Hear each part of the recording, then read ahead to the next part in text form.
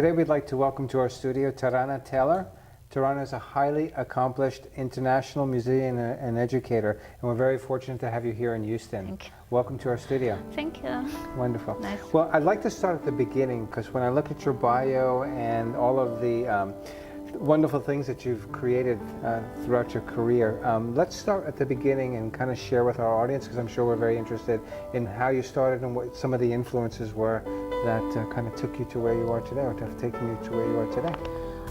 Yeah, I always wanted to play piano. We didn't have piano at home, and then nobody in my family played piano, but I had just, a small child obsessed about pianos, and wherever we went and they had pianos, I would be like, I am staying here, you can go home.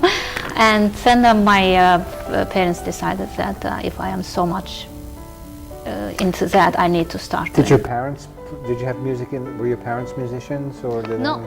None of them had even music education. Actually,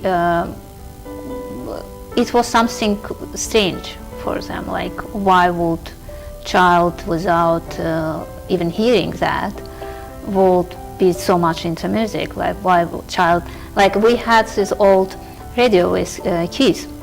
Like, how you change key, like the channels was there. So I would be sitting in front of that and playing it as if I am playing. And then kind of like I would imagine that people are so happy and they're applauding, and I'm like, yeah. And they saw me like doing it. I was maybe 4 or 5 years old. And I guess they decided that was thing to do. But it wasn't like something like they chose for me as a profession. My mom always wanted me to be doctor. Doctor? Yeah. So you're a doctor of music? Yeah, maybe. So good. So when did you come to the States, and how did that, you studied abroad, right, in your home country? Yes. In Azerbaijan, and then, so that's where you have your master's, you have a master's. Tell us a little bit about your music education as well. Because you also have an MBA in marketing and the business side as well. So yeah, I went to music school in a system where I studied. We had, along with secondary school, like where you go to study, after that, every day we would go to music school. And it was just not just, piano playing. It was musical history, it was choir, it was ensemble playing together, accompanying to somebody. So every day of week we were busy with doing something about music. And at some point I didn't want to do it, but my mom said, no, if you started you have to finish. So I am grateful now that she actually did that. And when by the time when I started, I was in a 5th or 2nd grade, and I realized that I am playing actually music, and I started enjoying it, because learning process can be difficult for kids enjoy, but when you start actually seeing results. Did you have a specific teacher that was an influence to you, or a school, or? I won't say that in the beginning. So I had teacher 6 years. I had same teacher, and I never thought that she actually enjoyed teaching. Yes, so it was kind of like, okay, come, and it's a certain time you are doing it. But because I liked doing it myself, so if like teacher would give me 4 pieces from this book to play, I would play whole book. I would read it. I like how people like reading books. I like reading notes. So that's why my sight reading became better. But last year, which we had to go 7 years to that school, last year my teacher left, and I insisted that I wanted to go another teacher's, like I chose a teacher. And even everybody said, oh, she's scary, she's very strict, but I wanted to be her student. And actually in her class, after a couple of days, I realized that I want to be a musician. So much I enjoyed it. And Is she still teaching? To be honest, that's a shame. I don't even know where she is, because by that time, like when I was finishing, she moved to Moscow. Okay. She was you studied moving. in Moscow as well, didn't you? Yes, I did a little bit in a school, but then I was back in Baku, and then she was leaving, so I didn't, I lost connection. Sure. But then I went to music college. 4 years I studied there, where actually I had this devoted teacher who would, sometimes when I do that same thing at home and nobody understands me, like, why you would keep child in your house so he will practice? But that child actually likes it, being in my house and practicing. And I went through that too, because my teacher wanted to be there when I practice, to hear everything what I am doing. Like, she would be doing on her own things in the kitchen, and then she'll be like, no, that wasn't right, like, do it again.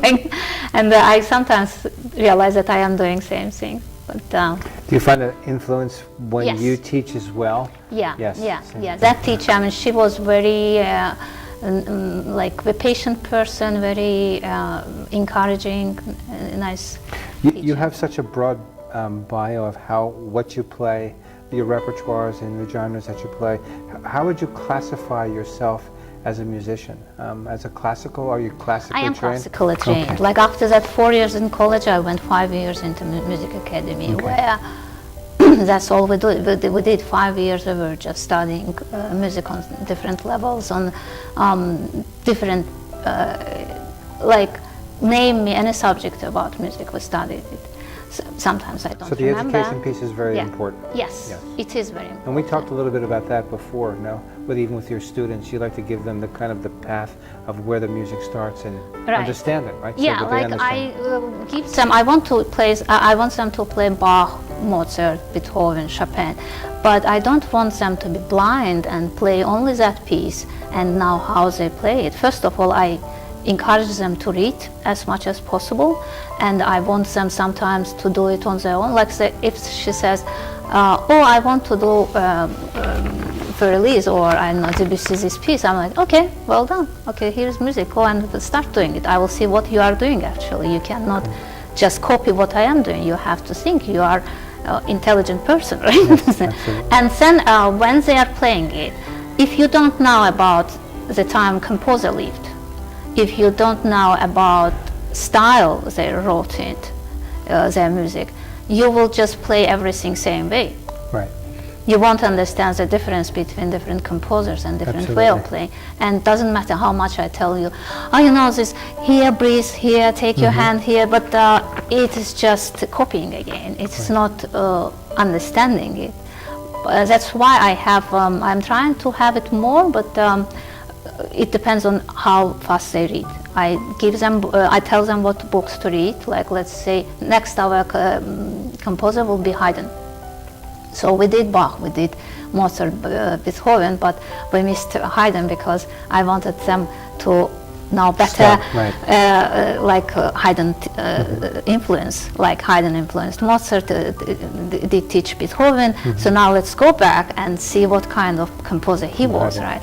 Sure. So I tell them what book to read, and after they read, we get together, we basically spend nice, fun time together. So it's a collaboration with all of your students? With yes, students, yeah. We talked a little bit about that, right? It's kind of, you're by yourself here. The pianos, you play, you spend a lot of time by yourself. Yes, they are like, it is kind of like lonely profession. You are on your own, and even like I played, let's say, I played for ballet companies, but still you are at piano there, you are watching them. You are in your heart, you are joining all that, but you are not with them actually. Right. And class finished, you are like, yeah, okay, thank you very much, okay, bye, now I have to go. So yes, that's why that music history classes are really good for them. They love it, they enjoy. So we spend like 2.5 hours and 3 hours sometimes together, talk about what you remember from this book, what tell each other, like sometimes like what was most funny things about this composer. And then we do this lap book, which I purchased in John Morin's company. It is kind of like a book where you open and it's everything about this composer basically. Oh. And like what country, it's he is from Germany, find Germany, and in this map, and mark Germany, and he wrote in what time, is it Baroque or is it classical, mark that. Like kind of like doing things through... so it's interactive. Yes, and that way they better They understand it, right. They better apply it. remember. Absolutely, Yeah. yeah. It's not just like, oh, Beethoven, what is the most interesting fact? And she says, he's deaf. He was deaf. I'm like, no, that wasn't most interesting part. Yes, that was a part of his life, but oh, he did this, he did that, and so they now better. And finally, all of them, they told me that in the schools where they go, they kind of like music teachers in schools, they appreciate that. You have to be very proud of that. Yeah, they say, oh, they tell me, so you don't answer, you know. It's like they ask something class and they, no, you don't answer. Right. Yeah. They appreciate that they are Right. better prepared for kids. Right, Yeah. absolutely. So Tarana, we're talking a little bit about the students and the education. So that's a very big piece, right? So they understand not just basic things about the music, but the composer and how he composed and what he can write. Right, Yes. and their pieces, like they say, oh, I heard this piece before, but I didn't know that it Yes. was Mozart music, or They connect. Yes, connect, yeah. And which is, for me, it's more important than them playing in competition, which I don't mind.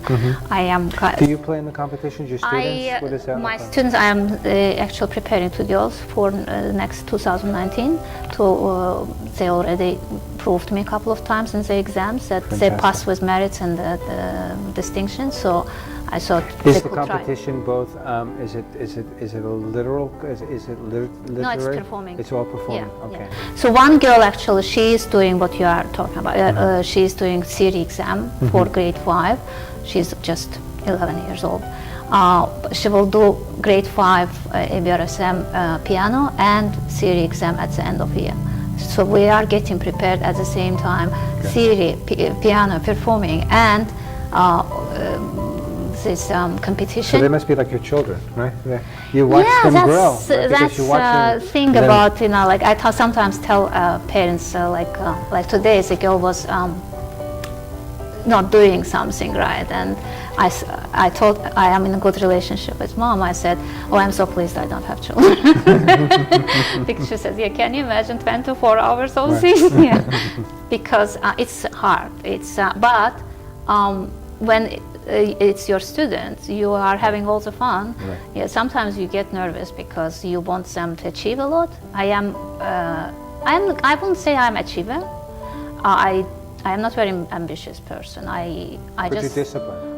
Yes, I am disciplined, and whatever I am doing. And you're very focused in how you approach your music. Yeah, right? whatever I'm doing, it should be good. Okay. Yeah, and if I am teaching my students, I shouldn't be embarrassed of my students that, oh no, he plays. I'm like, nah. How many students do you have in your studio? That's really a funny question because I never know answer. You know, it's not the way I studied, like music schools. You go in the beginning of the year and you are like whole year there, and the school knows how many students you have. But I realized in Western society that they don't have time. The schools are very busy, they have lots of other activities. Distractions. Some of them are devoted. Like I have this girl who is 6 years with me. And even when I was in Houston Bell and I didn't have time to teach, to be honest. Like, and I told her parents that, you know, I don't think it's a good idea because I won't be able to do every week same time lesson, right? But they wanted me to teach. That's why they just went through all that trouble and they stayed with me. But some students don't. You know, some are pleased. Actually, that first family who is 6 years with me, they are bringing more and more children, and their other children, they want. So I am teaching a boy from same family. And now the youngest one wants, and I said that I'll try. And the brother says, oh no, you shouldn't because he's not 5 years old, and you said you are not teaching before 5. Why you didn't teach me, and now you are teaching him? So it's kind of like I cannot ever say that, oh, I have so many students. And some of them, they come twice a week. They come twice a week. Yeah. Tarana, what would be a message you would say to parents about the path for a child to really understand the music and really focus and discipline. It must be difficult for you to have a child come and really not be dedicated and say, you know, this may not be the right path for you. What would you say to parents? I never say it's not right path for you, because Okay. it's for me it's mostly it is about education. Yes, some of them start showing amazing results, and you can see that this child has a gift. And you tell parents that, you know, maybe we should think about more things. And sometimes parents say, I don't want them to be stressed about this.